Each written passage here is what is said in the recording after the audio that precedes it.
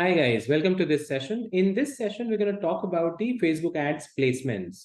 So placements is going to be one of the settings which you get in ad set level where you can decide where you want to show your ads. So this is going to be a place or different placements across Facebook, Messenger, Instagram, where your ads can be placed. So now Facebook gives you two options, which is automated placements and managed placements, manual placements, wherein in automated, the Facebook algorithm decides where to target your ads and show your ads to, and it creates a huge reach to users who are able to see your ad.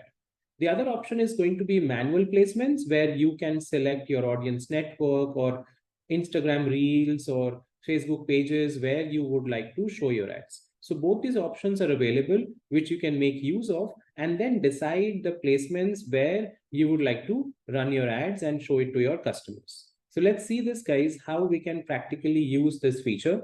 So once you're inside your account, you can go inside your campaign. And if we go to the ad set level, here at the bottom of the page, you will get placements. So as you can see, it will automatically have the advantage placements option selected, which is basically the automated version, wherein the Facebook algorithm is deciding where to place our ads and show in across Facebook, Messenger, Instagram.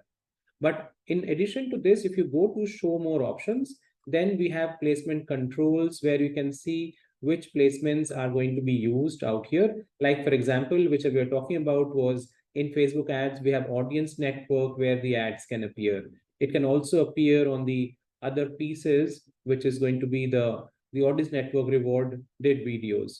If you switch to, let's say, manual placements, then you will also get other options, as you can see now, where you can customize your assets. So these are all the placements, guys, like feeds, stories and reels, in-stream ads for videos and reels, search results, messages, apps, and sites. If you go into the subcategories, now you can see all the places where your ads can appear. So this is going to be a huge for areas of placements where now Facebook ads can be shown, and this can create a lot of traffic to our website.